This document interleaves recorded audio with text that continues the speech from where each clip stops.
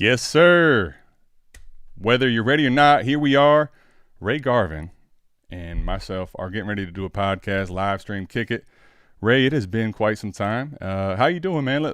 Listen, we're gonna get right into some stuff, but I gotta at least give you that. It's been years, all right? I gotta at least, how you doing, Man, I'm doing good. We were talking pre-show. Your family's doing well. Kids growing. You asked about mine. It's wild out here.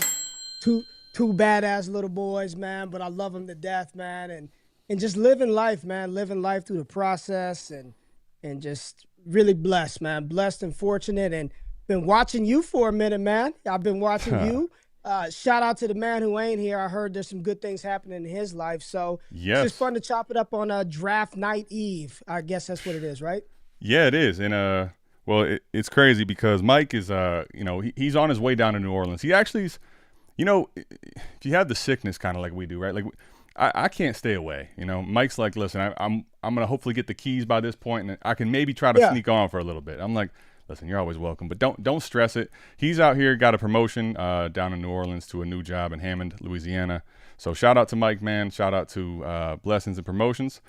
Speaking of which, it's kind of crazy because you talk about the eve, and for me, every time the draft comes around, one of the first memories I've always had is getting to do the draft at Destination Debbie 2022 and 2023. And speaking of Big Mike, man, I'll just listen when that AJ Brown trade took place, and he was air humping just out of control, and no one knew what happened yet. Now, I didn't even know there was a trade or what took place.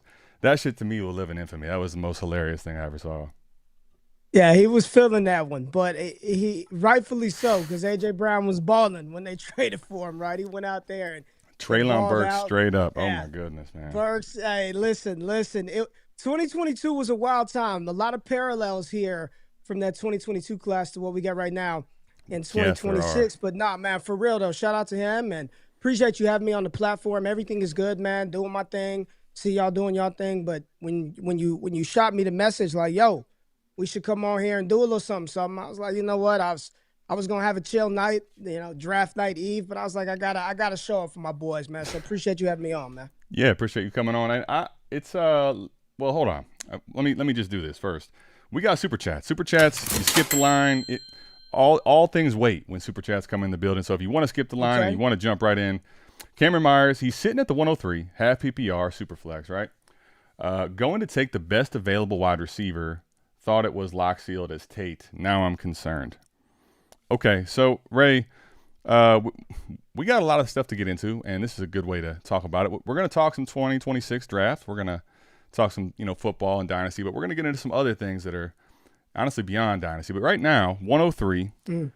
Are you concerned if it's like where? Let me ask you this: for your wide receivers, would Tate be one for you, as he Yeah, seems to have yeah, here? Okay.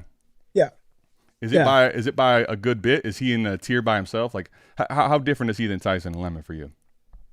I think you could make a strong case that it's Jordan Tyson. Some people had Jordan Tyson one coming in. I was one of those people, and throughout the process, that opinion and that evaluation changed. But if you're going to tell me that you got Tyson one, I'm not going to argue with you.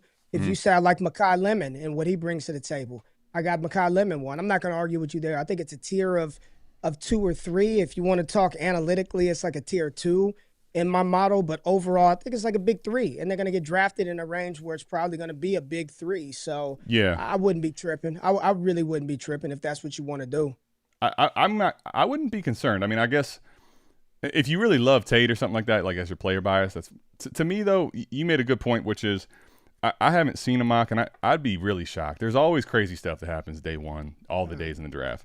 I'd be shocked if any one of those three fall out around one. So when I think about the fact that like Love is just a lock, he's going 101, and it's a country mile ahead, right? I'm at 103. I'm taking whatever's left. Obviously, you don't have a choice. I would even at that point, like if you really have Tate in the tier, let's just say for yourself here, Cameron. It seems like that's the case. Let's say he goes right. I would have no problem trading back to 104 to get something not that cheap. I don't have a big difference. I prefer Tyson to Lemon, but I don't have a big gap between the two. I mean, draft capital landing spot may change that for me, but like at the moment with what we know today, I view them definitely in the same tier. I'll say I have Tate as well in the same tier. The reason I like Tate at one, I think he has a lot of the intangibles and some of the upside that just, to me, if it hits, right, there's a chance it doesn't. But you look at the long arms, the contested catches, you look at the sideline, body control, balance. I don't know. Maybe I'm just Ohio State homer too, though. But I really think he has a different level of upside if it hits than those two personally for me. But I wouldn't be like upset getting Jordan Tyson, who's going to be top 15 Let me just pick, throw right? it to you. Let me kick it to you like this. How would you feel? And you could prioritize the receivers in any way you want. Mm-hmm. All right? Any way you want, Adam. But I said, here are your landing spots. Cleveland, Washington, New Orleans. Would any of those spots make you feel like whichever one lands here, I'm going to be a little bit higher? Cleveland, Washington, New Orleans. Because those are three of the teams inside the top 10 right now projected to go after a wide receiver. Maybe even the Giants, depending on how you feel about Jeremiah's mock that just dropped. He had Cardinal Tate going to New York at 10.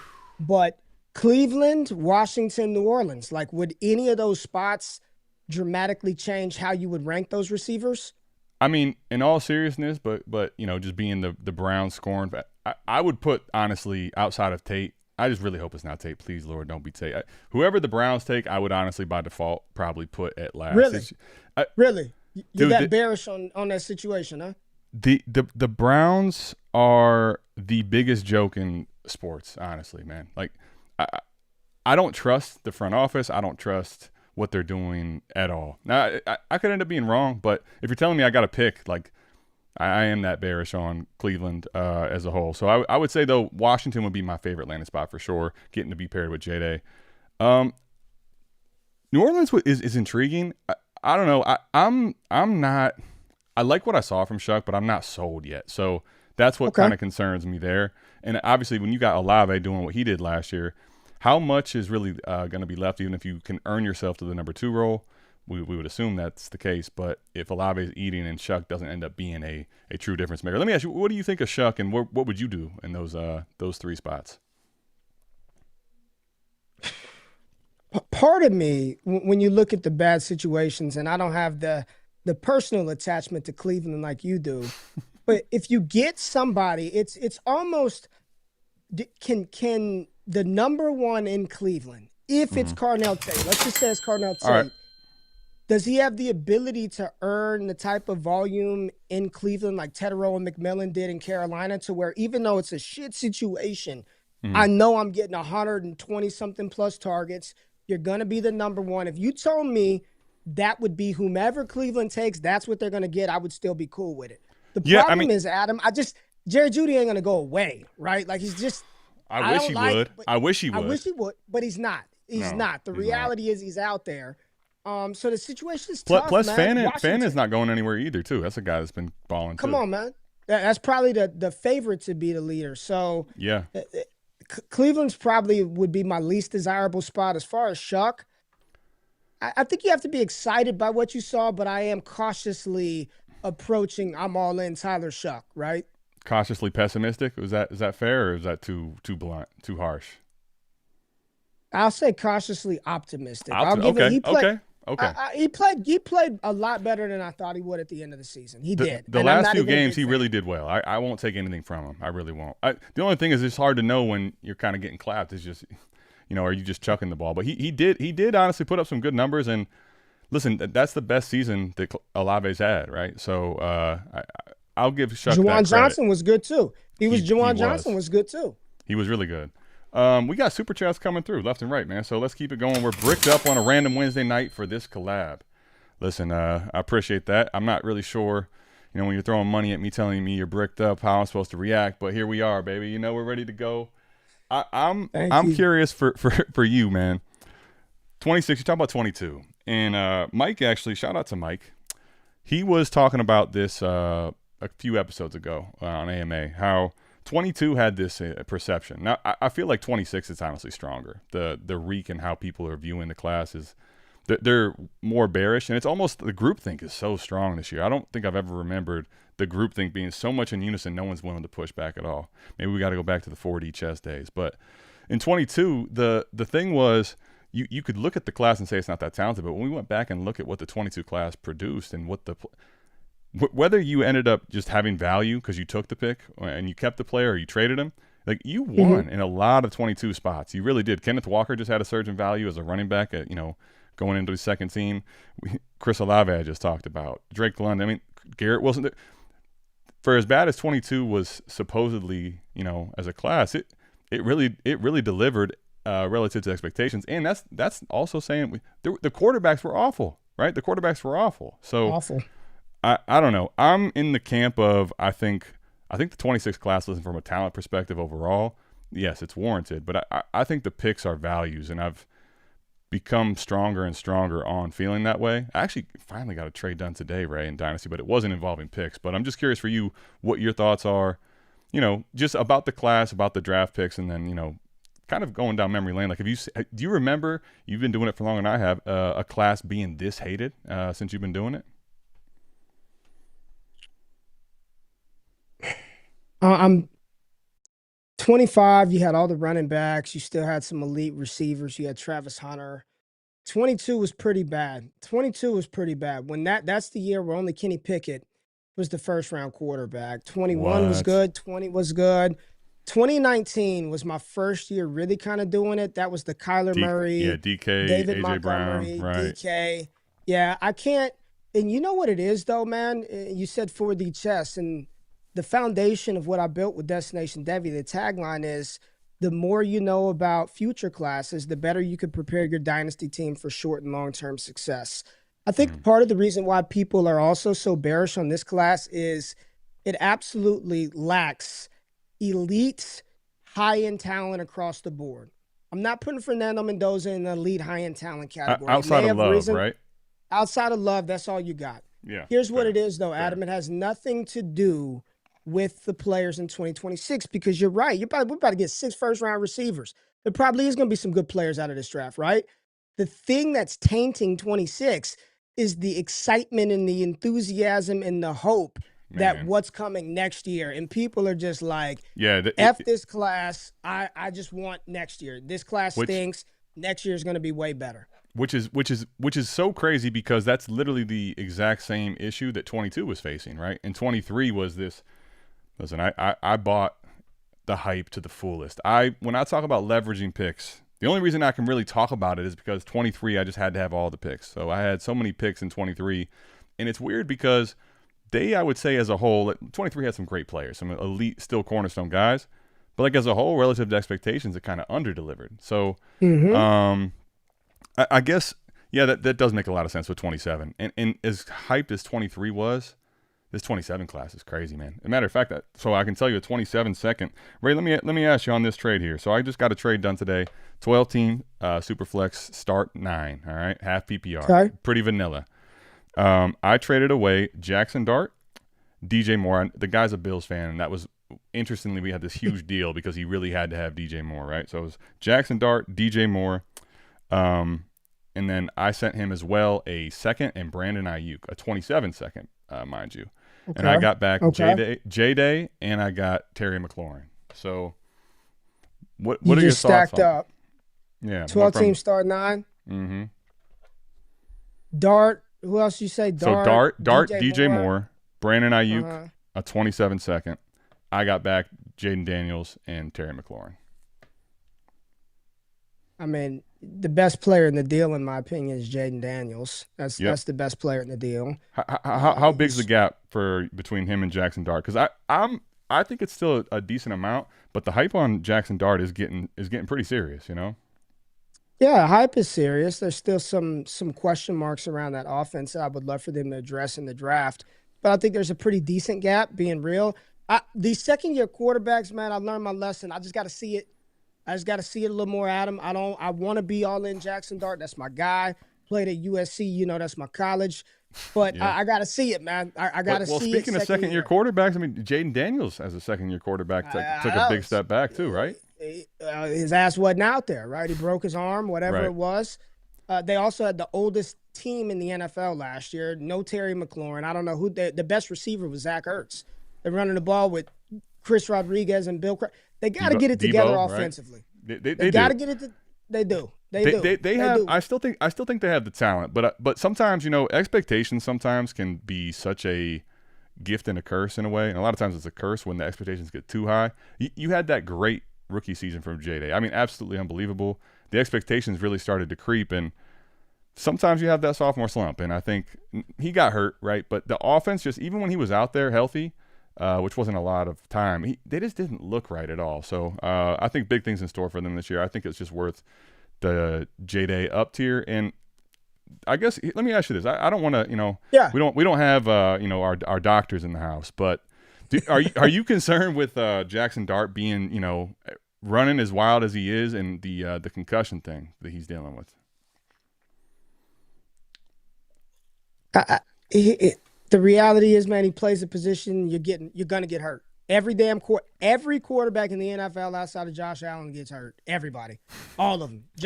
Josh Allen and Jalen Hurts are the only two that him and Hurts are the two that just withstand everything. And Hurts also, if he is hurt, he's played through stuff. Like Hurts doesn't miss time a lot. Yeah, I say that to say Herbert, Burrow, Lamar, Mahomes, all of them, right? Yes, Adam, if he's going to keep getting bashed in the head, you're increasing the likelihood that you're going to be out, but I can't play the game that way. That's fair. I mean, I think the way you just said that is very true. You shouldn't go into it, and that shouldn't be a primary factor. For me, that's kind of one of those things that, like, it's kind of in the back of my mind worrisome, but I'm with you. You can't really put too much stock into that. We got Mike here. My ass is sore. No pause needed. He's not here. He's all the way. I was talking to him. I believe he's in Arkansas, but it's as if he is here. And you know exactly how in which he said that. 850 miles in the books. Ray, so listen. Good stuff, man. Good shit, Mike. We love doing, well, let me say this. Mike's on the stream, and I know he is. So I love doing the Halloween stream, right? Mike does not love the scary craziness with Halloween. And so it's wild he gets this job in New Orleans because I've been planning for this Halloween stream coming up this year with the Jordan 1 Voodoo in mind, which is all based on New Orleans. And no idea this is going to happen. So, Mike, I don't know if he's seen this or not, and I don't know if you have, but listen, this is kind of going to be one of the things we're doing. And, Mike, buckle up, buddy. This is going to be fun, speaking of your ass being sore, all right?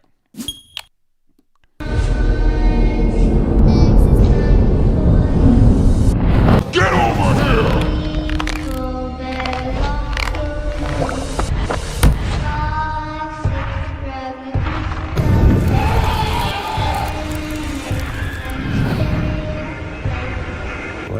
I got these scars. And action. You can run, but you can't hide.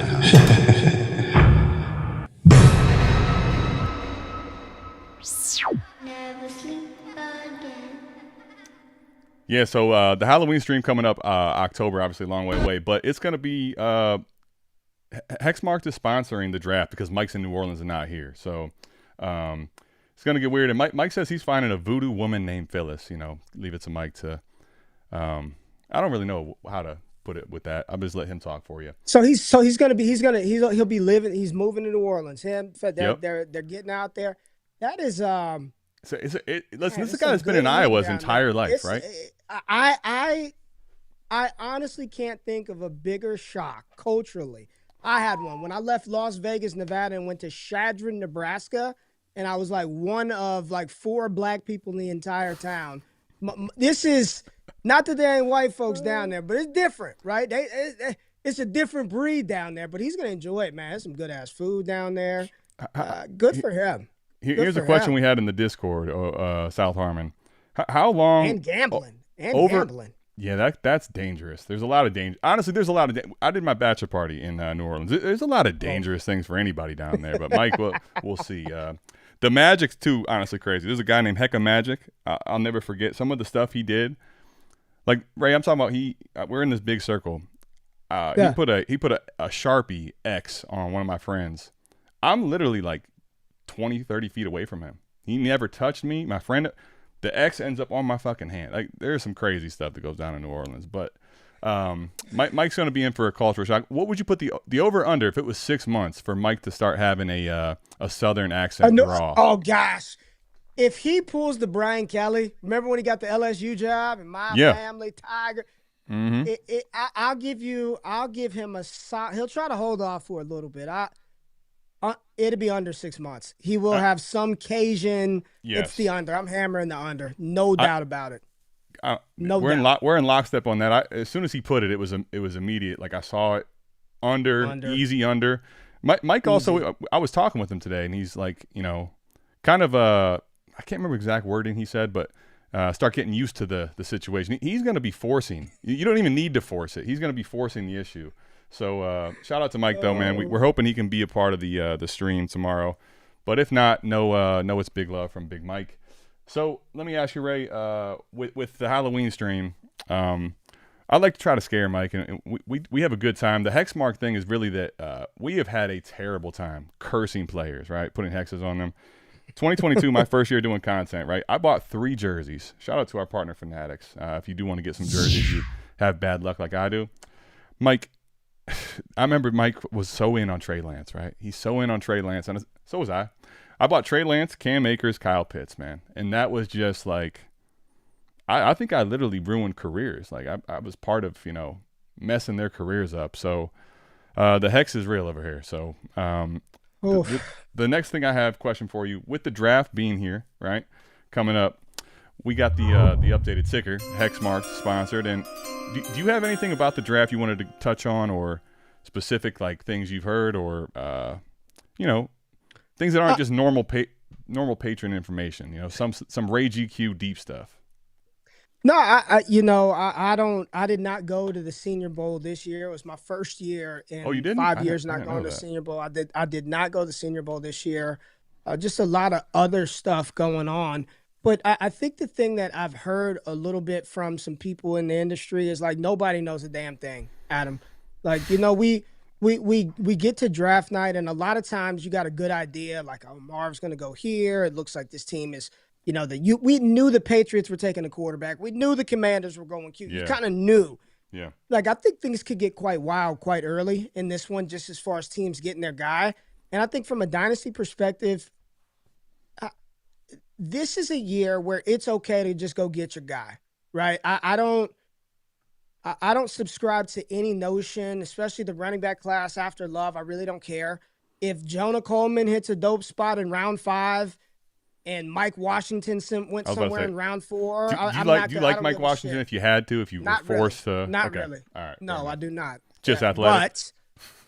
But here's the thing. It doesn't matter if I like him or not. That's it. I've learned and grown in this game enough to understand that my evaluation means something, a little bit, but ultimately if the team takes a player and there's some opportunity there, Adam, that's what I'm chasing, man. I'm chasing the opportunity, right? Now, that may not be a player that as soon as he does something, I'm going to be like, I really don't believe this guy. I'm getting him off my roster. I'm flipping him now. But no, I don't particularly care for him. But if he goes to a team where there's some opportunity, I'll evaluate my rookie draft pick, his landing spot, my roster at that point in time. You know what I'm saying? Mm-hmm. I mean, listen, I'm actually with you because I think there's the way in which, for myself doing content, for a while now, and you tend to, or at least I tend to remember my misses, my blunders a lot more than even my big hits. I'm not saying you don't remember your big hits, but you always remember the ones you really whiffed on. And the thing is, if you don't remember it, people will be telling you for a while. So as much as I try to grow and improve and sharpen my process and figure out why I'd like this player and make cases and build them, you have to be real about the situation that's you can be wrong, right? In your process, while it might be a good process, you may end up just being dead wrong. And there's enough variance as well as just me having a bad take. I think with this class, for me, what I'm excited about is having the opportunity possibly to, I think, still buy picks when the class is happening. Now, like I'm talking late first, early second, and beyond. I think because the class is so hated, you're talking about situation, landing spots that right now I don't really know. Right, I think I have an idea of what players are going to be going in what rounds, but there's going to be an opportunity where a player that I'm maybe not the highest on ends up in a decent landing spot, and I'm like, people are still begging to move their late seconds, their early thirds. I think this year is going to be one of the few years where I might be willing to trade up or trade directly into picks like on the clock, because typically that's like trading for assets at peak value. But I don't know. It just doesn't feel like we're anywhere near peak or anywhere near what the value of the pick should be. You're definitely going to miss and get some stuff wrong, but I don't know. I'm still in the camp of the class and the picks are overall devalued. That's kind of my overall feeling at the moment. And when you say devalue, let me just ask you this: Yeah. from a standpoint of you think people should have more, or you think they're worth more? If you think people are trading them way too cheap, Yes. pivoting away too cheap, do you think that's what you're seeing? Yes. That's what you're saying? Last week, and it's funny because I was just looking at it again. Shout out to the lab and other people that do really good work with Sleeper API. You can see trades that have gone down. Last week, Ray, it became so evident to me, like the way the trades were happening. People are basically panicked. Like, I got to get rid of this pick before the draft happens. Their draft's not even probably for a week or two after. But why? Why are we trading first just because you don't like the class? To me, it's almost every trade that I read last week and that I've seen still. Your league is different. Your league may be different. Maybe it's not the case for you in every single specific league, but across the landscape, by and large, I want the pick over the players you're trading them for. Like Romeo Dobbs, the people that you're getting for these late firsts, David Montgomery. Like we're really throwing all caution to the wind and going straight at the risk, man. It's wild. It's wild. So my advice right now is I wouldn't be at this point. I'm not trading shit. Right, like unless it's say, well, too good to be true, like way over the top. You know porn when you see it, right? Like I know that's porn right there. I'm watching it, I see it, that's porn, right? I don't need a big explanation. I don't need a TV guy. That's porn, hard to right? explain, but you know it when you see it. You know it when you see it, right? If it's one of those deals, cool. But here's the thing, man. I don't care what anybody tells you right now. The class is sorry. All these players suck until their favorite wide receiver goes to a dope spot. Until Tyson or Lemon land on the Rams, or Kenyon Sadiq is picked by the Ravens, or the 49ers take a receiver, or Philly does move A.J. Brown, and they draft another receiver in lieu of that future move. Dallas goes Jordan. Until it happens, man, yes, Adam, people may not like it. I see the chat came in. What we got? Love to the Giants at 5. Talk to me. This is this is money laundering, frankly. I've seen somebody else on the screen do this before. Don't say that loud. Don't say that out loud. Thank you for the super chat. We appreciate it. What's the out of state money laundering? We know what's going on here, but no. He saw this on a mock, and I mean it's interesting. Mike a lot of times has agendas. They may be hidden, and sometimes they're not as hidden. He's never really been a big Cam Scatterbo guy, and I think he would really I think he would really be, sometimes visibly and sometimes not visibly, like smiling ear to ear, seeing this happen. What for you? Is there a landing spot for Love that you like the best, and how high do you really think he's going to go? I mean, it doesn't seem like he's going to. The Chiefs doing what they did with Walker was an early indicator that they believe there's no chance he's going to be close, right? And this team picking top 10, so. He's going hella high. Where do you think he's going to go, and what's your landing spot that you would like to see him at? Dude, is there one? I mean, to the Giants talk, this has really started to permeate of late. But it was some early speculation when I started doing this in January that the Giants, and the rumor was they weren't sure about Scatterbo's ankle, but then they brought back what's his name, so people just kind of wrote it off. I mean. I just saw John Harbaugh absolutely just hammer that thing with Derrick Henry, right? And I'm not saying that this is Henry. I know it's Matt Nagy as the offensive coordinator, but if the Giants did do this, maybe it limits some of the ceiling theoretically. But I think it's a two-back league, man. You let Cam Scatterbo be the crash dummy in the offense, right up the gut, the A-gap stuff. But wouldn't Love be explosive? Yeah, wouldn't that probably end up being where we get Cam Scatterbo, whatever role that is, kind of the non-desirable touches, so to speak, though, right? Like, I mean, yes, he'd get innings eater touches. Yes, he'd be the crash dummy. But he also could be the goal line. But here's the thing: just because the ceiling comes down a little bit doesn't mean the player's useless, right? It doesn't mean the player's useless. You just got to adjust your expectations for what the output is. Okay, Fair. He's not going to be the 275 touch guy. It might be what if it's 150, right? Then you put him in the category with 150 touch players. Sure. Look at his ADP. How do you value him? And then you slot him appropriately there. It doesn't kill him, but Right. absolutely it would hurt. It would cannibalize both of those guys. Yeah, it's funny. You mentioned Harbaugh, and it's interesting. Man, so over 2 years ago now, the first piece of content I did on the BDGE Dynasty channel, 2024, right, was with Harbaugh in, obviously different scenario, but similar where the Chargers, and was going into this piece of content knowing people are not going to like it, right?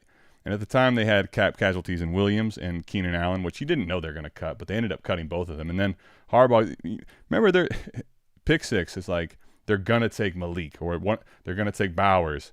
What do? Joe Alt delete, man. They take the tackle. Like to see Harbaugh taking a running back at 5 here, it kind of would fit. Honestly, it would fit. It's par for the course. They're going to run the football at all costs. It's part of what they do. There's not really a landing spot for me with Love if you're telling me he's going top 5, top 8 that I'm worried about. I might have my preferences. I just think it'd be really interesting to see Jackson Dart if they got Love and they invested in the offense like this here. You talked about quarterbacks going into year 2. He had a lot of promise, and I think he showed better than a lot of people thought he could in year 1. And most people didn't see him play, frankly, in college very much at all, right?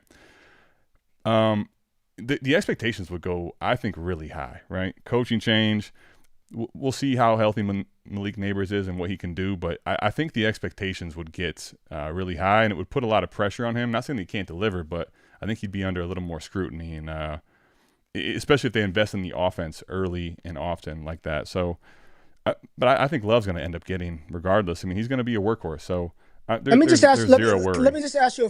ask you a football question here. They're in the NFC East. Mm-hmm. In today's NFL, when your division consists of Dak, who's thrown for 4,400 yards every year, Jalen Hurts in Philly, Jaden right? But just what do the Giants probably need to do? They probably need to score points, man. Yeah. The pick that Mike is talking about right here, Daniel Jeremiah had the Giants taking not just Jeremiah Love at 5, but Carnell Tate at 10. We're not finna. This ain't the damn 2000 Ravens, man. It's not the 20. It's not the 2000 Ravens. Not the 85 Bears. We're not stopping anybody with defense. Score some effing points, right? In the Daniel Jeremiah, one of the most plugged in. I didn't realize that 10 they took Carnell Tate there too. Goodness. They took Love at 5 and Tate at 10.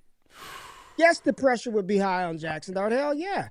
Incredibly high. Yeah. Cook Ray, scat Monty roll, and let Love do the gives. I mean.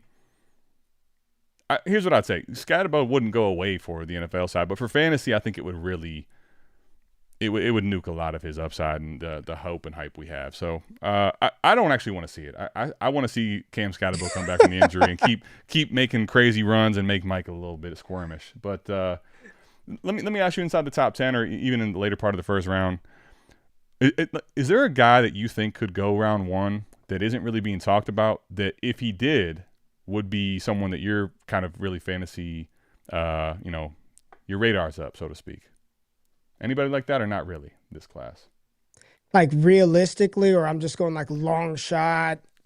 Realistically, but with a little bit of like, not we know it's not fully realistic, right? A little bit of hopium, but you get round 1 draft capital. I think here's the other thing. Okay, go ahead.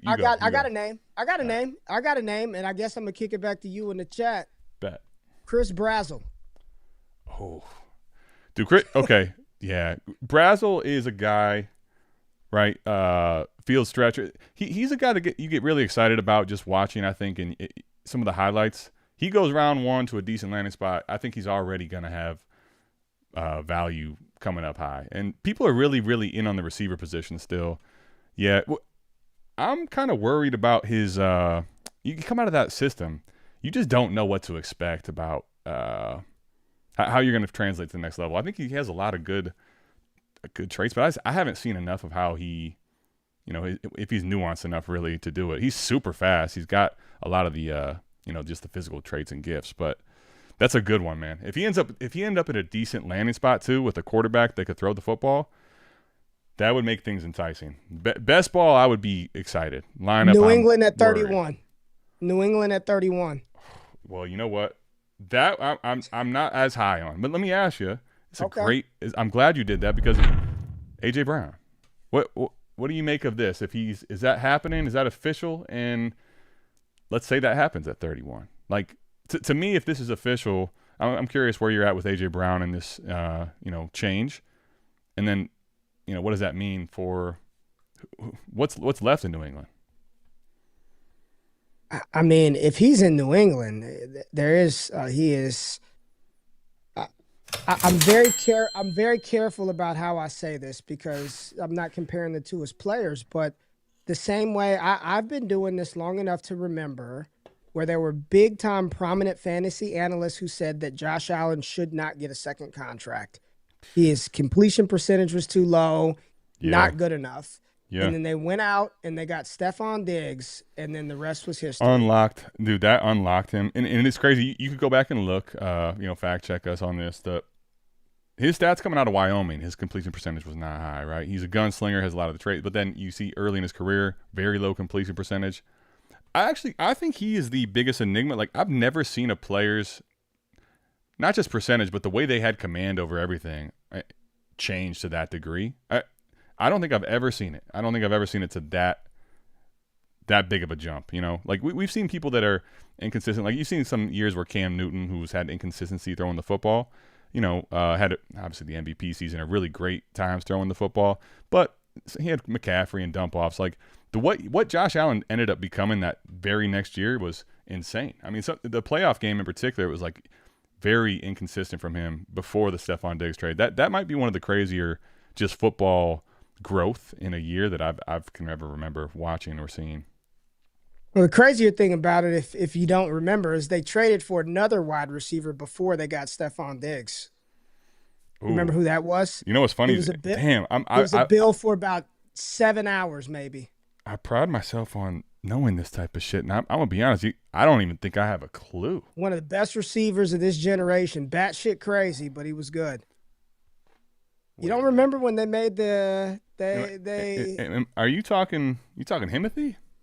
I'm talking Antonio Brown, baby. You're talking AB. Himothy? Wow, you're talking Himothy. You know what's funny? Early. Mm-hmm. I actually I completely forgot that even was a thing. You're right. Damn. I completely forgot that shit was there. Yeah. But I think listen, if Philly does it, then I guess it's just, shit ain't gelling with Sirianni. That's Mike's squad, so I don't want to speak too much about the rival team, but if he goes to New England, Drake May was one of the best. He wants to push the ball downfield, deep balls. Mm-hmm. That's his thing, right? Pause on that. But yeah, Mike, you get AJ Brown out there. Yeah, you get AJ Brown out there, and he's gonna ball out. Yeah, I mean, I'm curious. Just shotgun question. I don't have an answer. Or I hadn't thought about this specifically. Pulled the graphic. That was about it. What if he goes to New England?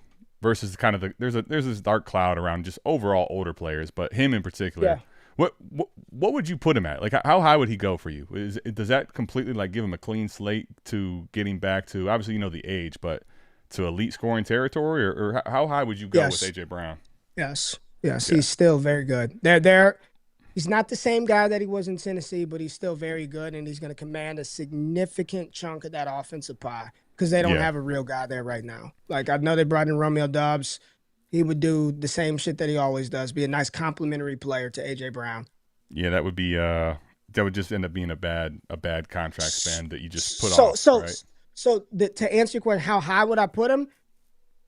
No higher than I need to. He would just he's about to enter that portion of his career where he'll just be a perennial veteran value. He'll be the guy that people really I kind of don't want. Give me second round Denzel Boston over AJ Brown, right? He'll be in that veteran value range, and I'll just continue to draft him at cost because it'll probably be nice.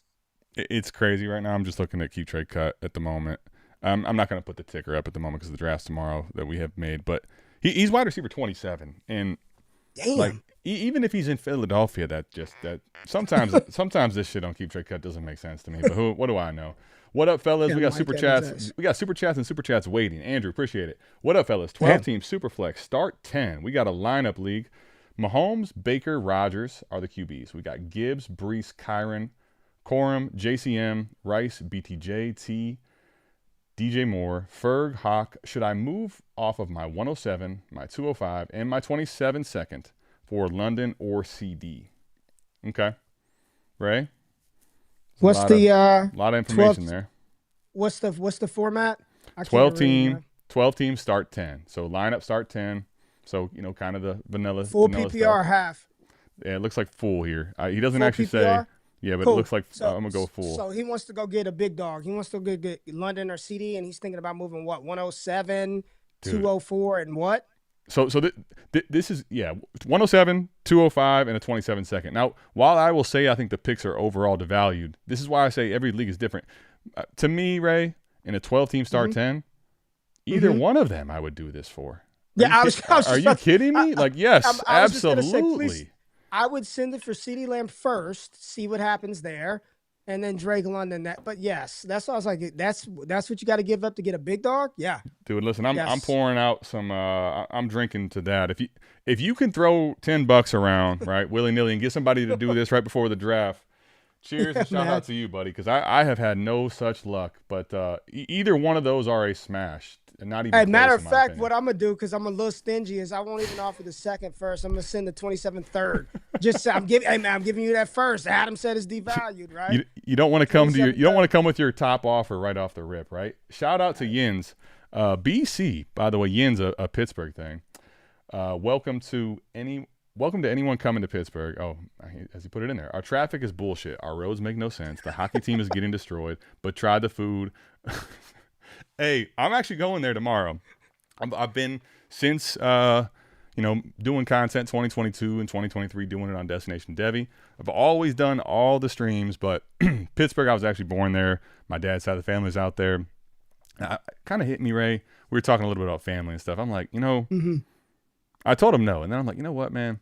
The next time they have the draft in Pittsburgh, I love them, but they're all going to be in the grave. So I better go to this thing. I better go check it out. So I'm going to go day 2 with my uncles and my dad, and That's what's up. Make a time of it.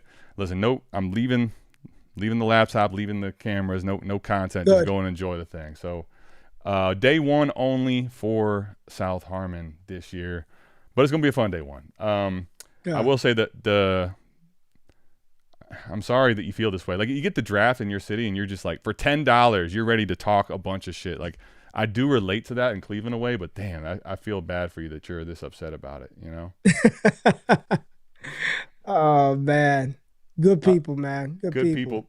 Right. So let me ask you here. We got, I'm going to pivot for us and kind of get into, listen, super chats and, questions you want to ask about the draft and Dynasty Fantasy. Cool. We'll answer them. But I kind of want to pivot into, for you, right?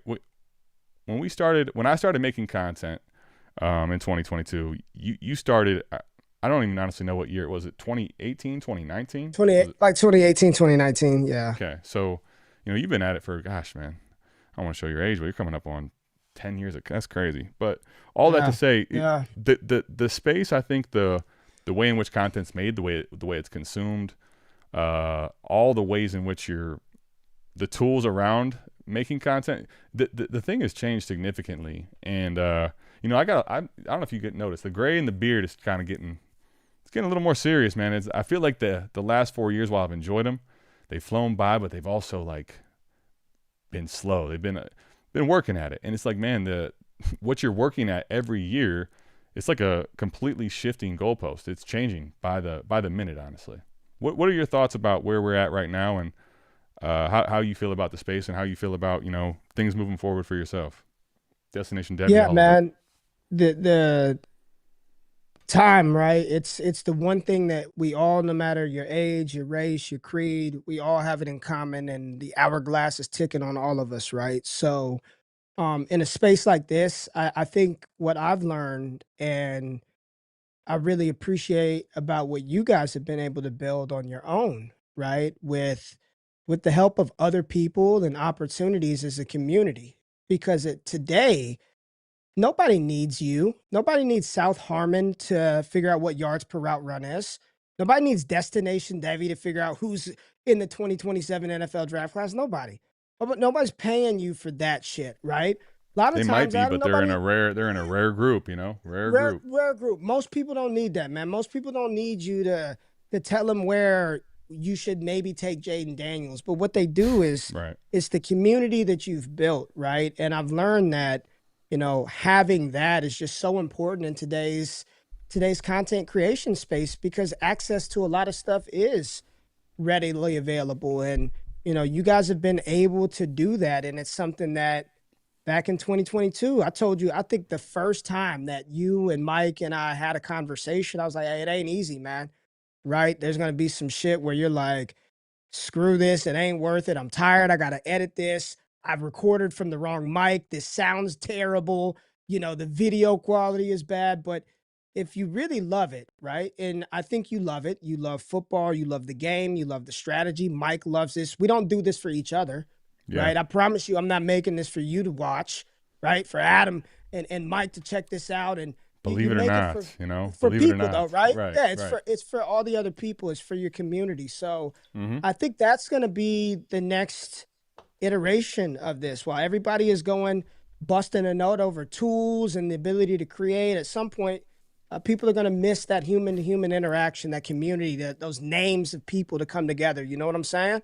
Yeah, for sure. Let me hit something you said at the beginning. One of my favorite lines. It's a Kevin Gates line, right? And he says, anything lost can be found except for time wasted. And time is such a big thing, man. It's crazy because you talk about this, and what are the tools for, right?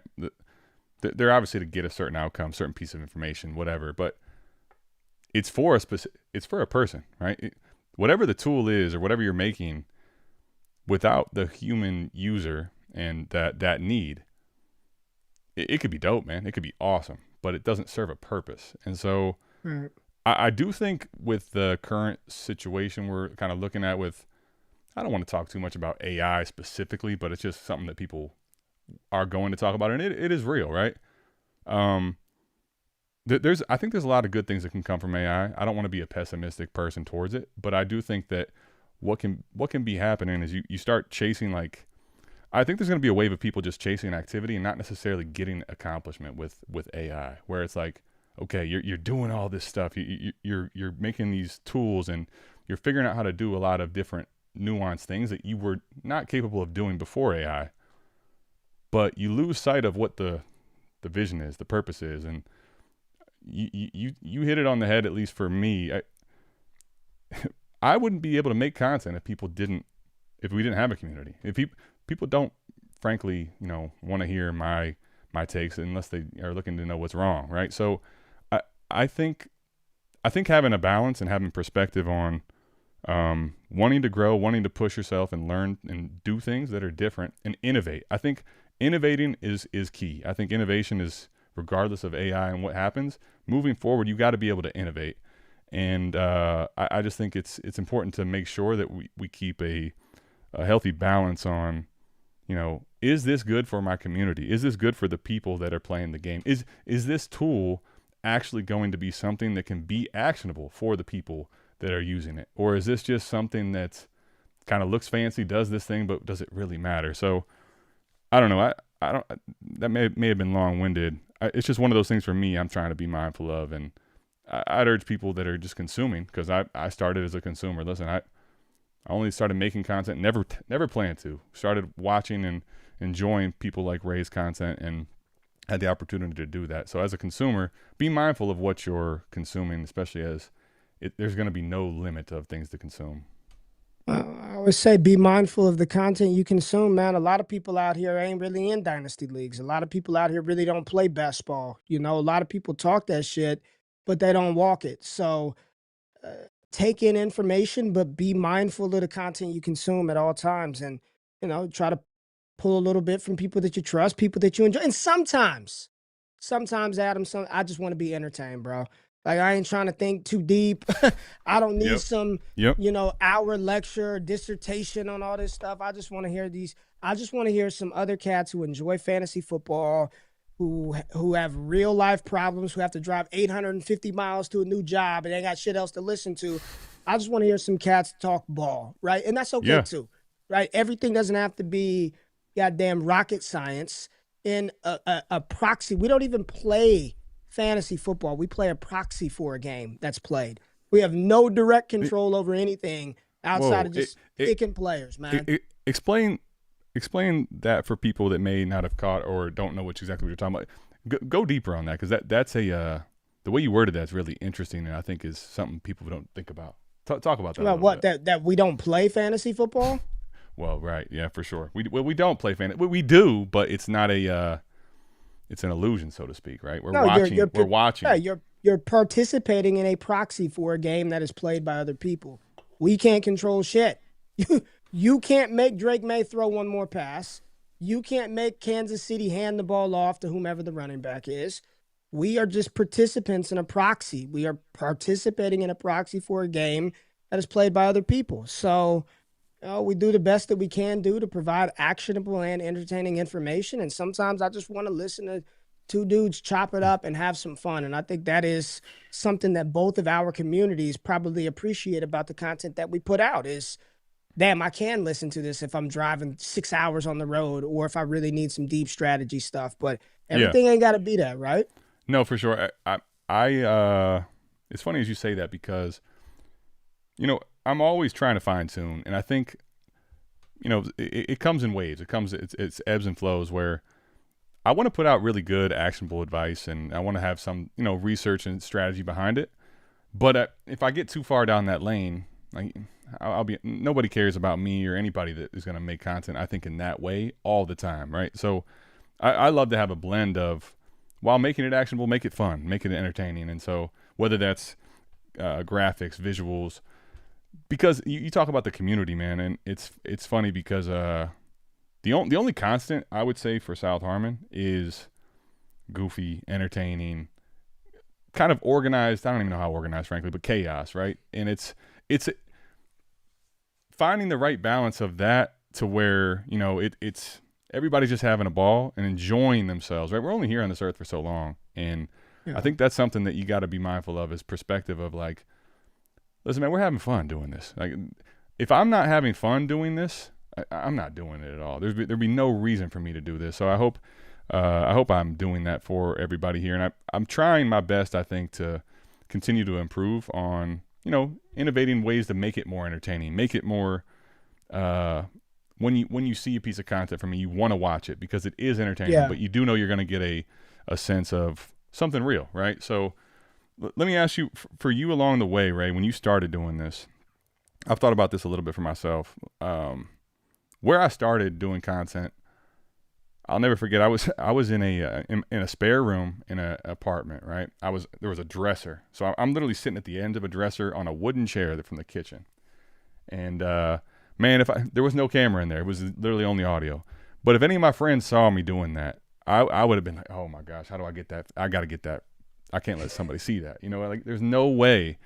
And so for me to be at the point now where, like, I'm not only on camera, but I'm high-end camera, spending all this money, trying to do stuff to continually go down this path. Where I started, where I'm at now, they're I don't want to say it's completely different, because a lot of the passions and reasons I'm doing it are the same, but it's changed a lot, as well as the game has changed. For you, when you started versus now, how has that looked for you? How has that transformation been for you? And what when you move forward, like thinking about that, how do you use that information to make it more fun, make it something that's entertaining, but also make it something that's purposeful for yourself? Man, yeah, I never thought that some of the things that I do now or the opportunities that have come my way would have ever been present. Like, that wasn't the plan, man. I like hanging out with folks. I like talking ball. I like playing fantasy football. And, I think for me, Adam, I love football, dude. Like, straight up. Like, some people say they like fantasy. I love football. From the earliest time that I could play, I was fortunate enough to play a little bit in college. I remember being in the 5th grade, and for Christmas, I'm asking my mom for a weight bench so I could work out to get, bigger, stronger, faster. Like, I love fucking football, man. Like, I wish I had love that the mindset. game I of ball. got I didn't lift weights till my freshman year in college, and I got embarrassed because I didn't do that. But yeah, go ahead. I'm listening, man. It's dope. No, I think for me, it's just the love of football, and then to find an outlet to talk to other people who love the football, but then they also are sharp and have strategy. I think getting into it like that, meeting new people, creating new shit. Like, who doesn't like to create new things, right? To help folks who play this game, who enjoy it. I think that's kind of what keeps me going. I'll be honest, I'm not in as many leagues as I was before. Like, I used to like I'm in 75 leagues. Like, I can't do that. I ain't got time for any of that. But just growing both in getting better at the craft and trying to be better content creator, making more actionable advice, making things that people like, and then being able to better myself in the space with people and relationships that currently exist that I had or have had or want to have in the future. You just never know when you may need a friend down the line, or when somebody comes calling, you want people to look at you and be like, hey, I want to work with that guy. I want to sit down and talk with him. And more importantly, as you said, people want to hear that kind of stuff, right? So I think for me, from the time that I started to now, it's been a constant just evolution of growth in multiple areas, not just the setup, not just the content. You know how many things I've tried that sucked, that didn't work, that failed, projects that I thought would be dope that weren't. It's going through those ebbs and flows, the ups and downs of life, all while trying to be a husband, trying to be a father, trying to be a friend, trying to, just trying to raise kids, trying to do my own thing. It's a lot. So having groups like this, I don't take this for granted. It's 100 and something people in here tonight. I don't, they could be doing whatever else they want to do, man. But to give us their time, that's valuable. And that's, to me, that's cool. With a lot of these cats that I'll probably never see a day in my life, they'll never see me. But for us to be able to vibe out right now, Mike is here in spirit and in chat. Like, this is cool, man. This is what it's about, dude. Yeah, we got, speaking of spirit, the voodoo thing with Mike, with all the stuff he's got going on. I was like, I'm not missing this. I'm tapping into this, and he's here. Jay is somebody that has been. He let me throw a super chat up, by the way. This is a good little segue for me anyway. It's interesting the way he starts this. What is the end goal for South Harmon and for DDFB? It's funny because I'll never forget at the expo early on in my process, right? Early on in creating, something about the way this is phrased, and Jay, this isn't meant to be a shot at you or any person that's right. The end goal to me is like, well, like, what am I trying to get to? What is this big, Mount Everest that I'm trying to reach? And then it'll be all complete. The reason I do this, right? The reason I'm in South Harmon, believe it or not, is not, strictly just financial. And this isn't just like the thing that is most rewarding for my time financially. Now, I'm not saying I'm not trying to do it full time, and that isn't something that's a part of it, but I enjoy it like crazy. It's a passion of mine. I eat, breathe, sleep the idea and the community that we've created, the fantasy football game. Like you say, it's a proxy game, but I'm crazy about it, right? I'm sitting there in front of the TV wanting to see the guys that I have score when it's on the line, and I have zero control over it, but I'm rooting my ass off thinking I do have some control over it, And, for sure, yeah. The end goal to me is just like, so the end goal, here's the way I kind of think of it. Like, if you told me that tomorrow I wake up and I have my finances, everything about life is just going to be on easy mode. I'm good, right? Like, to me, this question sometimes, and I'm not speaking to this for Jay, but if you told me that was all good, I would get up and do the exact same thing. If you told me that I have a mansion and I'm down in, all of a sudden I can go down to New Orleans, I can afford to move down there and, have whatever the case, I'm doing this. So the end goal for me is it's not really an end goal. It's just the ability to continue to do the thing that I love every single day, right? And appreciate the time that I have and do it in a way which I feel like is giving back value to the community that we have here. What kind of legacy do you want to leave behind in the space? Man, it's funny, Ray. I'm going to let you talk on the first question before I answer that second one there. What's the end goal, or for you with Destination Debbie, DDFB? I'll let you kind of hit on this in your way. The end goal is to still be able to do this 5 years from now, 10 years from now, man. Honestly, I think that's, for me, I think that was part of some of the things that I've tried to move away from is milestone chasing, Mm. watching what everybody else is doing. I got to get here. I got to do that. I'm in the lane that I'm in. I've got the community that I've got, and I appreciate that. Right. And if that continues to grow and I continue to do this and people continue to enjoy the content that I put out, then that would be a desirable end goal, man. I've got a good job. The financial stuff is good. I've really enjoyed the time. Like I said, there's some personal stuff that happened with me and my family over the summer that just put a lot of this shit in perspective for me. But I just want to be able to continue to do this. I don't know, Adam. I don't know the end goal, man. The end goal is what the current yeah, goal is, right? Well, at least for me, yeah. I want to speak for you. Here, can I tell you? It's funny you mentioned that, right? Your health scare last about a year ago, and it's crazy because here's what I want to pivot and transition this into. Ray, I don't know if you know. So the first piece of content I ever watched that Ray did, I'll never forget. It was over at Player Profiler, and I was like, I was just intrigued by the way in which you were talking about it. It was Rondale Moore video, right? And Rondale Moore, Yeah, and you're yeah. calling the hair, right? He's like a hare. He's small, but he's powerful, and the way you talked about it and kind of presented it was intriguing. Plus, I'd watched Rondale, but I didn't know enough, and so I'm watching this, and I'm thinking about, man, you talk about how short life is. This guy's passed away, man.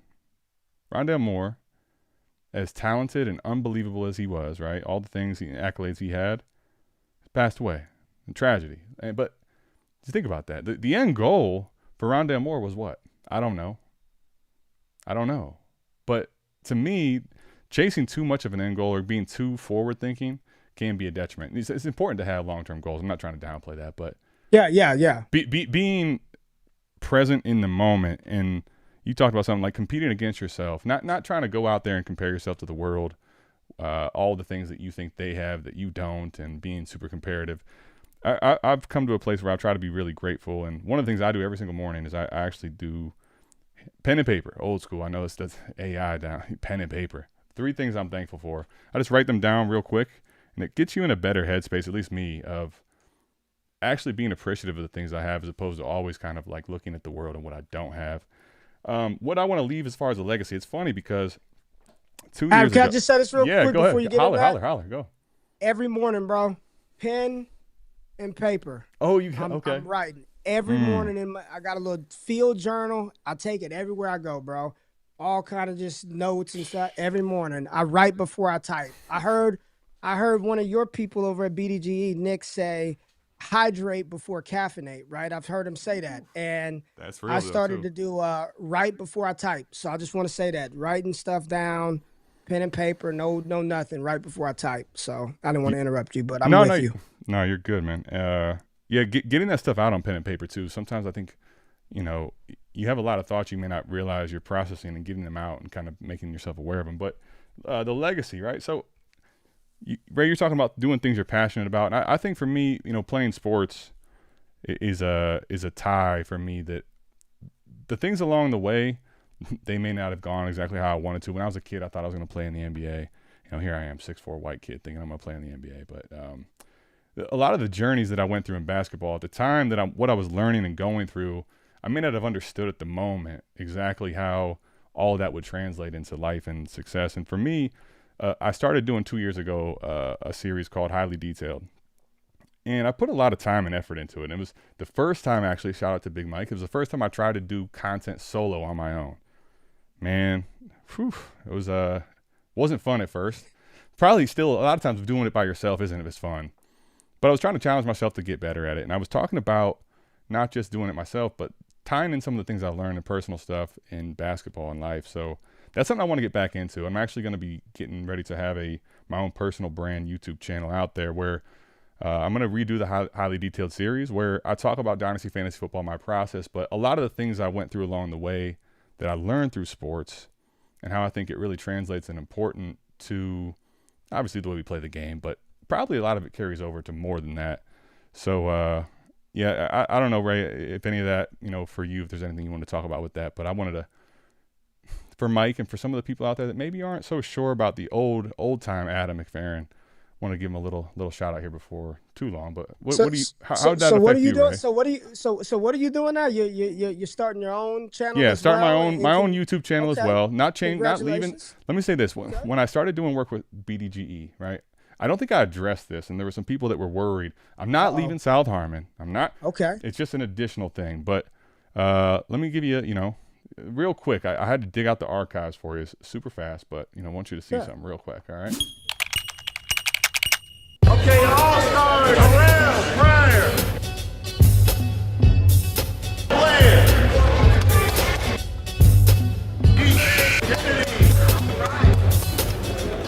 Purple. Adam McFerran.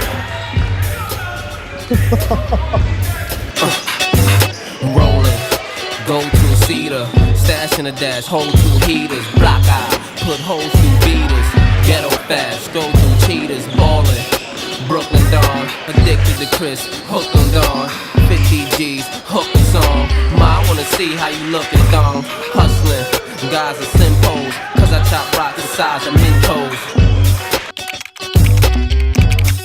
Hating, I just bought the ooze. I put y'all in them front page articles. I got them looking at the billboard chart to dues. And I still freestyle to start the clues. Rapping, I'm that kid who bout the dough. I done copped and started drought before. Shit platinum, out the door. Now I drop the top down just to shout though. Holla back, youngin'. Holla back. Holla back, youngin'. Holla back. Holla back, youngin'. Holla back. Holla back, youngin'. Holla back, back.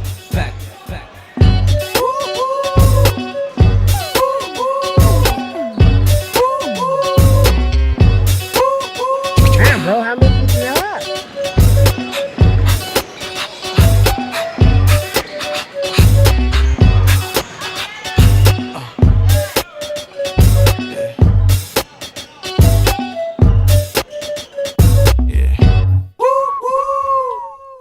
Just a light 40 from the the one white all-star back in the day, man. Something light, long time ago. How many did you score on that one? I had I'll tell you this. 38. I had 38. I missed a bunny that would have put me at 40. But Listen, I am 38 up. very impressed because I saw a lot of layups. Right, I saw a lot of layups. I see the type of game you had, and I'm proud of you, dude. That was impressive. A lot of layups. Yeah, we'll take it. Listen, man, that was speaking of going through some stuff. I was I wasn't taught a lot of the things early. My shot was needed to work. So I was actually changing my shot form at that point. And if you notice, all the 38, it was like back in the 60s, like no 3-point line, going straight through their chest, right? My jumper was off at that point, but I got it back on track.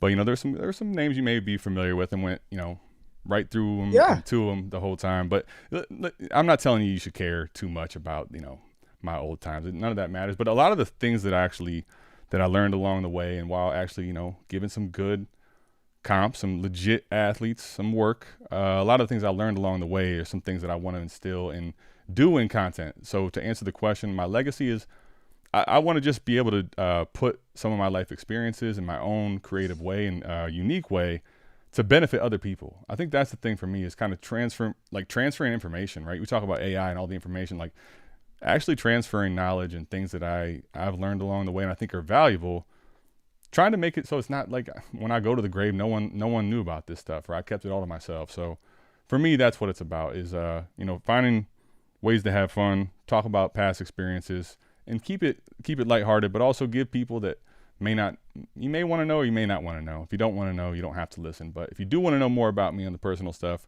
I'll give you a little bit of that and dangle that to you. So that's really what you can go check it out. The channel's up. There'll be some content coming there.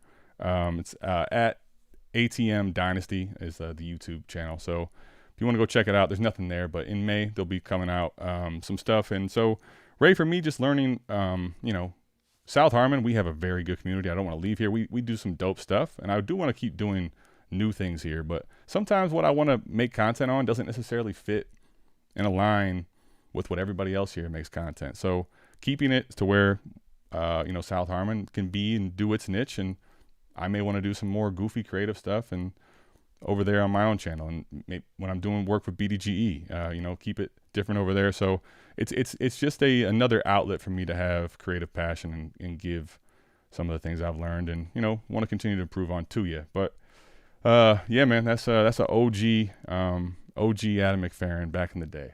The content creator version, all those guys playing the NBA, and Duncan and Terrell Pryor in NFL. Just me and Ray chopping it up. That's the life I want to live, though. I ain't never dropped no 38 though, baby. So you got me. I ain't never dropped no 38. So you got me though, man. Hey, I know this. I know you played football at a high level, so I appreciate you giving me some props. But I already know you had some games back in the day in the football field, without question. Let me ask you this: for you, do you have any? I know you've changed some things the way you do content at DD. Are there some things for yourself that you're either wanting to do or have kind of changed recently that is shaping the way you're doing content differently now? Yeah, man. I think you just try to keeping up, moving with the times more into fantasy. I shifted a lot of what I initially built my foundation on, which was college ball, right? I kind of shifted away from that a little bit, focused more on the NFL, getting into the Dynasty space. What position did you play, for those that may not know? Defensive back. Yep. Cornerback. Yeah. So this year I really am getting back to, I'm really excited. I had some really cool opportunities with BR to do some sideline stuff over the college football playoffs with some folks, and really getting back into college this year. So it's going to be a lot more college football content for me here. Cool. Not just not draft, right, but like truly college football stuff. Covering like the more of the games. Yeah, games, players, all of that. So I'm really excited to do a little bit more of that. Getting back to kind of what I got into the this OG, thing doing. Destination Devi, for those that don't know. Yeah. DD, No, I don't play in no right? damn Devi league. I ain't no damn Devi leagues no more, but I will go back to talking college, man. That's a different game. Do y'all still do the rookie drafts before the end? Remember when that was a big thing? Rookie draft before the end. We have. Listen, I try not very hard not to. I put onus on myself. So we have some leagues that we're running out of time. Frankly, we haven't had the draft before the NFL draft. So sometimes traditions are meant to be broken, but I think the goal will be to get back to that. There's some stuff like that, right? The pre-NFL rookie draft chaos. It can be fun. It can be terrible. Devi leagues, man. The one thing, at least for me, just value-wise with that, but I am really interested in your player evaluation and you getting a chance to do more of that. In Devi, man, I would invest in some of these players that you're so sure, right, are just like 5-star kids. They're going to be awesome, and the value would just dwindle before you even had a chance to move them. Or maybe for me, I didn't understand. I should have moved them quicker. So that game wasn't as kind to your boy, but yeah. So that's pretty cool, man. Are you doing? Let me ask you this: when you've changed, you said your number of leagues. I think for anybody, and this is what's interesting about the community here, right? I've been doing it long enough to have like waves where people were, came in and initially were part of our community, top tier patrons, involved in everything in, 20, 30 leagues. And maybe they've cut down some. They're not as, they're not playing as much. Things in life change and people change. They're, specific what they're doing, how they're spending their time. And I think the thing for me is kind of, one, not being in a judgmental place of other people, but two, realizing like nothing.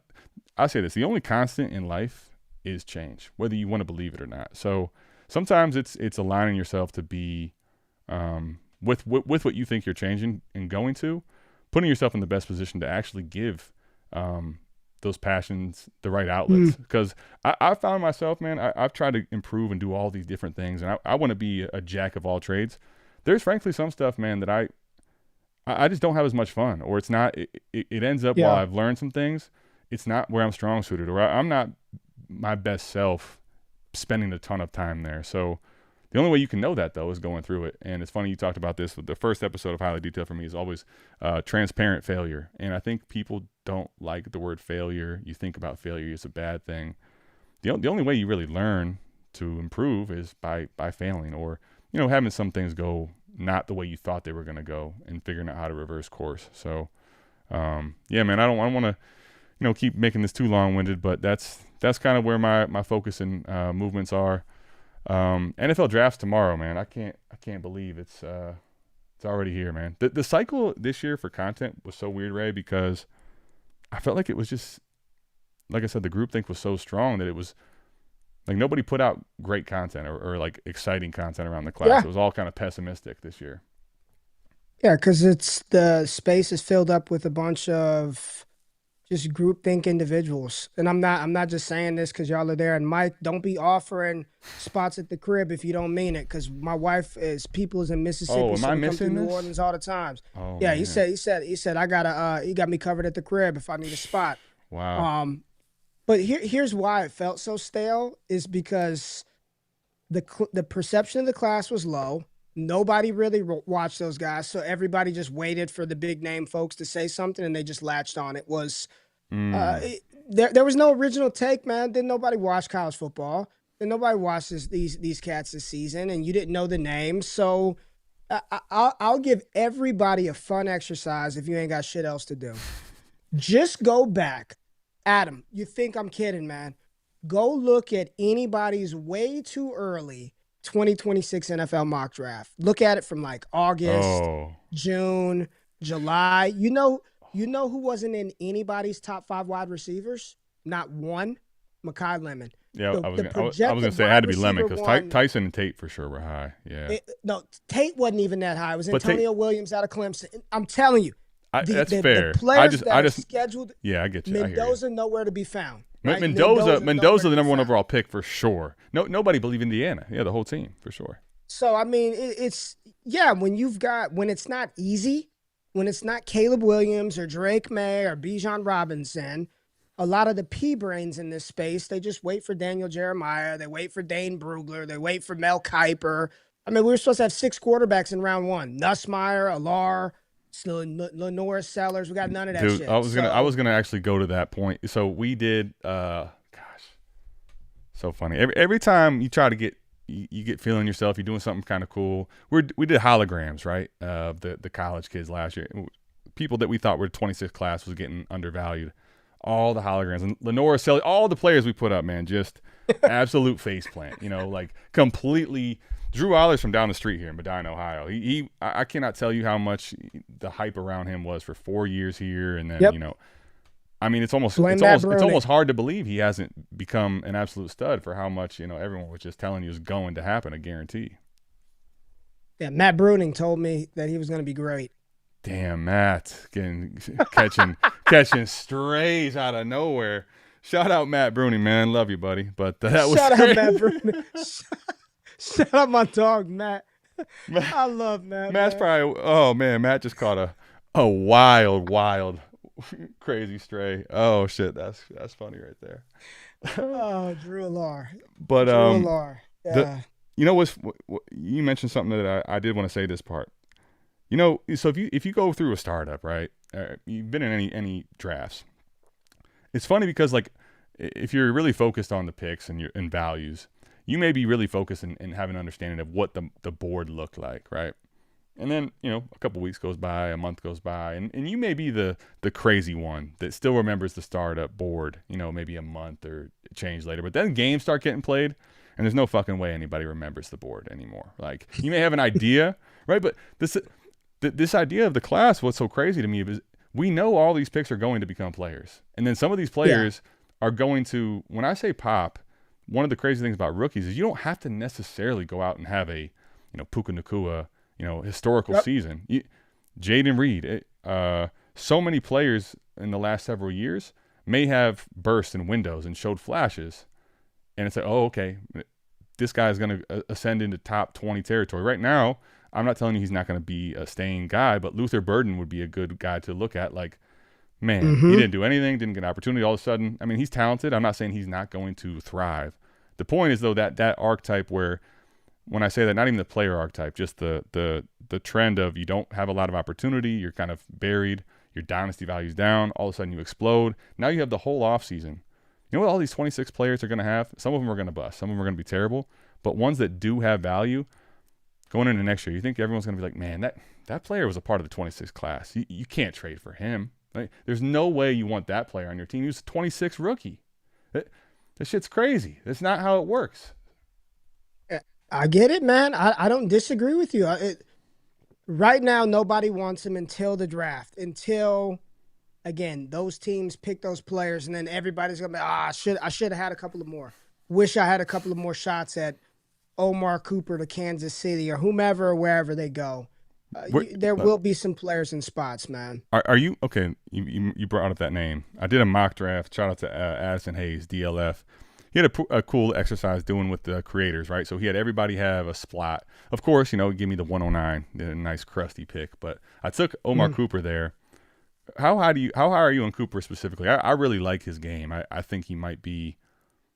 I'm not going to say he should be in the upper tier of wide receivers, but I think he's really talented and has a lot of good traits in his game. I don't know if he's a cornerstone asset, but I really like him. Where are you with Omar Cooper Jr. specifically, real quick? He's a fine player. He's a fine player. Damn. I mean, there we go. We got that. Listen. Just keep it real. Don't let my hype get you off of your soapbox. I mean, the reality is, man, it's very difficult. I think still sometimes in Dynasty, especially at the receiver position, we take for granted just how good you have to be 11, 1,200, 13, 1,400 yard receiver. And Sure. If I started giving you just player stat lines, if I told you this player's going to get 70 catches, 800 yards, and 6 touchdowns, people are like, he's just a bum. That's not really that special. But look at how many rookies even failed to hit that number. And you look up at the end of the year like, damn, none of those guys got there, right? Or it was one. He's not going to get drafted into a range where he's probably getting that type of opportunity outside of an injury. So he's fine, man. I think some of these guys are like fine. They're okay. But see, you know what? I needed that. I needed the cold water. Sometimes, see, Mike's not here. Mike will do that, and he'll give it to you. He might be wrong, like he has been in the past, but he might be right too. He'll give it to you raw, straight, pause. But can I say that? Can I say this, Adam? You know who's going to outscore Omar Cooper, and you could talk about, well, in 5 years from now, Ray, what are they? I bet you Mike Evans outscores Omar Cooper, and nobody wants Mike Evans. Not a soul. Don't want him. Too old. You Stinks. think so? Always hurt. I think you're really going on a limb saying that. Shit. Nah, man, that's a cycle. I can name you probably 25, 30 receivers that are going to outscore him this year. As a rookie, okay, I agree with you there. Yes. Well, okay, yes. You know what? I'm not going to make you start at the top, but how about we start in the crusty range? Like, let's, skip the formalities and let's go to, the. And no foreplay needed.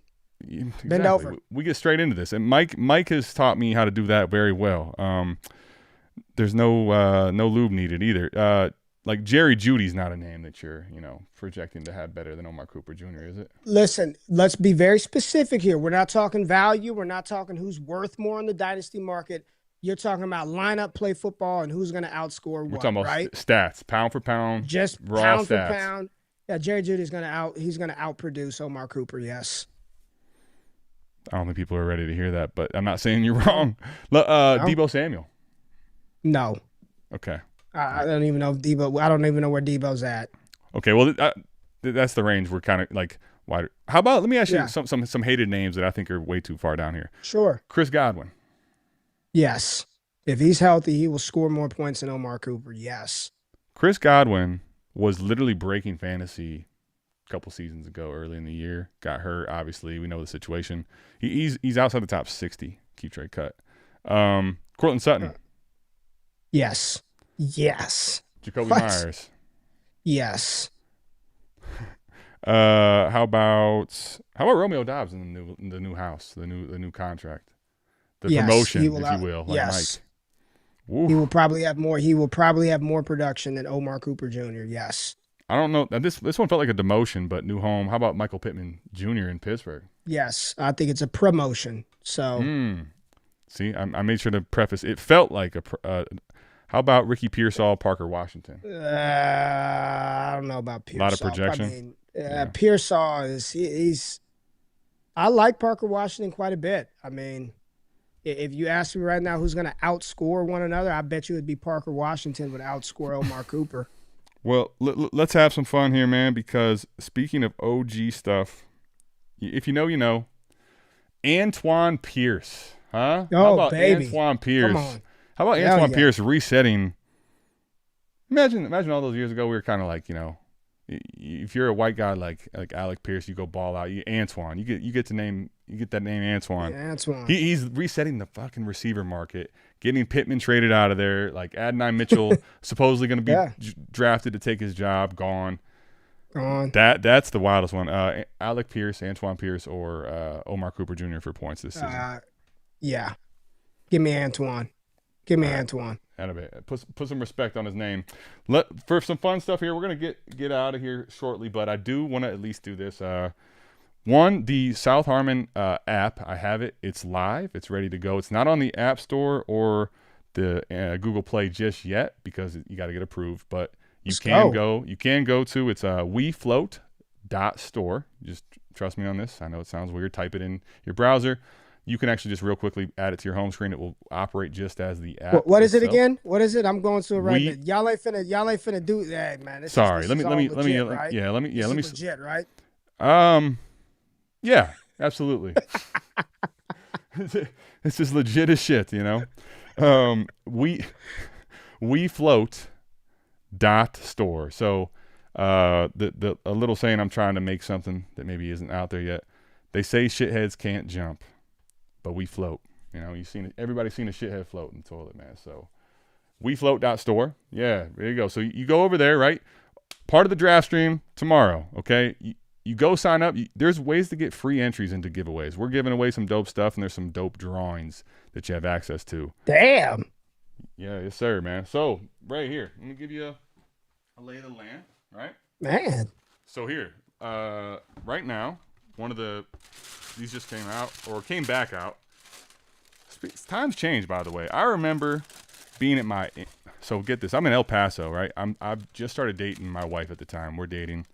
So I have to get up early. And I'm down there with just my father-in-law at the time now, who's super introvert, like waiting in line to get these shoes, bro, like online. And he's somebody that just wears he doesn't wear anything for the aesthetic. It's all function. So I'm explaining to him what I'm doing up at 7 a.m. And then I get him all excited. And he's just looking at me like I have a third eye, bro. Like, But I was so hyped to get these in 2016, 10 years ago. But they're back now. These are available on $35 Spin the Wheel and a giveaway for the draft stream. So we will see who ends up on the wheel today. We got some. I got to step it up. I got to step up. Shit, you giving away J's. I got to step it up. Well, you may want to not step it up because it's depending on how you like to look at your ledger, it's not necessarily the most rewarding. But we got some South Harmon merch, man, just fresh off the press. These are exclusive jackets. Oh, those are cool. These are for the draft. So we got a wheel here, Ray. We got some drawings to get to. So let's go ahead and get the. I just entered. No foreplay. Like Ray said, let me get that up here. So here, let me put the wheel up. All right. So these are the people that entered in the wheel on Patreon. Now you can do so on the app moving forward, starting tomorrow. We've got Ridge Runner. We've got Rippin', Mighty Booch, Gimme Locks, Vigals, and El Gancito. May the best shithead win. All right. We'll see. We get two winners here. Let's spin this thing. All right. Mike has a way of trying to pick the winner. Sometimes he's absolutely right, and then sometimes he makes everyone else's life hell. Oh, Mighty Booch! Mighty Booch, congratulations. So you win the drawing. So the drawing, you get, there's only 5 of these. 2 of them for $79.88. Believe it or not, a pretty nice deal on that. But this is where it gets fun, Ray. The spin the wheel opportunity. If you win the drawing for $35, you get a chance to spin and press your luck, where you can win Jordans, foam posits, jerseys. It's essentially like candy on Halloween. Like there's nothing really bad that can happen to you. So we'll see who wins the second one here. We got my luck. It would be Mighty Booch, and we have to spin it again. But let's see who wins. Mighty Booch! We do have to spin it again. Yeah, you said it. You jinxed it. Well, Mighty Booch, I'm not really sure what to do about this, So here we go. I'm gonna have to get another wheel going up here, man. Damn it. See, sometimes when I tell you my luck is just bad, right? Like there's just nothing you can do to I'm that guy apparently. So let's go ahead and hit one more for us here. Spin the wheel again. We got a little wheel here because this was not supposed to be planned, but drawing another one up. Watch Mighty Booch. If Mighty Booch you win again, I'm just giving you both. All right, you got to figure out what to do with it. God damn it. Was it? Yes. Third. All right, we're gonna have to spin the wheel again another time because I'm not watching Mighty Booch win 3. There's only 5 jackets. I already won 3 times. So Mighty Booch, you get to press your luck here. All right, for $35. Do you get a pair of the? So as you can see here, Mike's really racking up these Jordans too. See, Mike plays the game like he's a a part of the patron, which I guess he is technically, but he's really taken away from the other shitheads. We got the UNC 11s. We got Fanatics jersey. We got Bugs Bunny 8s, and we got the French blue 12s. As you can see here, there's no losing. So Mighty Booch, go ahead and. No, there's no losing. The only way you lose is if you don't enter, you don't try. Let's see which one we get. Mike's slanging pears out of his car down in New Orleans. Oh There wow! And the fresh 11s. Okay, so Mighty Booch, I'll get with you in the DMs. Yeah, I'll have to What kind of operation y'all running here, man? Mike sending super chats, giving away Jordans. What are y'all doing over here? Yeah, we just it's one of those things you don't want to talk to the accountant about. It just doesn't it doesn't add up to a good thing, But no, we appreciate it. We always try to have some fun, man. Some entertaining stuff, some dope things. Yeah. Listen, the merch is not something we're making a fortune on. As a matter of fact, probably more in the red, but it's more for, like you were talking about, Ray, the community, the passion. Look good, feel good, play good. Love doing it, man. So Mighty Booch, congratulations on winning 3 times. That I've seen about everything happen. I have not seen that happen. So we appreciate it. But Ray, let me just pass it to you before we get out of here, man. I appreciate you hopping on. It's man, it's crazy thinking back through all the times we've had and the times that we didn't do anything together, and now we're here doing this content. And I'll just say this: I appreciate you giving myself and Mike, a couple of complete fucking idiot goofballs, an opportunity to do a podcast on your platform. And whatever may or may not have happened along the way, there's a ton of good memories I have. And not just that, like look at, you could argue in a worse spot, but for me in a better spot, passion. I'm not doing this today if I didn't have that opportunity. And frankly, Mike and I met. South Harmon doesn't exist, right, without Mike and I meeting in Destination Debbie's Discord Heisman chat, the Heisman tier. And if you know Mike and you know myself, we kind of made a ruckus in there, man. We kind of became friends by being the people that pushed against the groupthink. Often wrong. One of the first ones where Mike and I really started our friendship. This is actually funny. We were like, man, we were the only 2 people thinking this way. And we thought we should have James Robinson over Jalen Waddle. So RIP to Mike and myself there. But a lot of good times, man. And I appreciate the opportunities that you've given us. And looking back, man, I've been in a fortunate situation to work with some creators that I've learned a lot from, honestly, no shade against you or anybody, but good and bad. You get the opportunity to see people and humans, right? We're all air. We all have good things we do, blunders we do. And I think that's the biggest thing, is continuing to try to improve on that and realizing that, I've been blessed to work with some really cool and dope creators. And, having this opportunity with Mike and South Harmon is, it's not something I take for granted, man. So want to pass it to you though. Appreciate you, buddy. No, I appreciate y'all having me on. Great community that y'all been able to build, and not just build, but maintain and grow. And I think that shows y'all's passion, man, because I told you, you can't do this. You won't be able to, because it's just, there's a lot of stuff that people don't see that is just BS, right? That you have to deal with, that you have to go through. But when you've got people that look forward to seeing you, it makes it all worth it, man. So I wish Mike could have been on, but I'm sure once he gets settled into his new home, we could collab a little bit more. And you talked about legacy. Honestly, man, it's just really cool to see what other people get to do now, because we all came together to just talk about fantasy football. So I guess my thing is, there's probably a lot of people in here who are friends now, whether that be internet, YouTube friends, real life friends, get to meet up, hang out with one another through this game that we play. And as we transition into this new NFL season, into this new sort of space with so many different people creating content, never lose sight of your community, right? Like that's who you do it for. That's who helps you out. And those people who spend their good hard money to support, to send in a super chat, to pay for your website, to buy the stuff. Like I know y'all are putting in the work for them to feel like it's valued. So just keep doing your thing, man. Like for real, like keep doing your thing. I'm grateful for you and the opportunity that you gave me to jump on your platform, honestly, sincerely. So I wouldn't do this for anybody else. I mean, I had a goddamn draft stream tomorrow and Friday and Saturday. I wouldn't do this for anybody else, man. Yeah, I know. I know the grind of doing that and how long it gets, and appreciate you hopping on. I'll say this too. Not that we all know if you want to tip the scales and do the dance, but for any of those people here that may be, you know, my guy Buster McRib, this is like I'm not sure if this is a hoax or just this is he. Hey Buster, hey guys, Buster here. I'm sorry I'm late. I think he's pulling our chain, but for the Busters of the world that may not know where to find you, can you at least plug and let them know? Because I'm sure if you've watched through this point, you may want to go watch some of Ray's content and see what he's got going on over there. Yeah, man. Not that you need to plug. I'm sure most people here already know who you are just, and where you do stuff. At Ray GQ on X, man. Just go there at Ray GQ wherever. X, Instagram. I probably won't.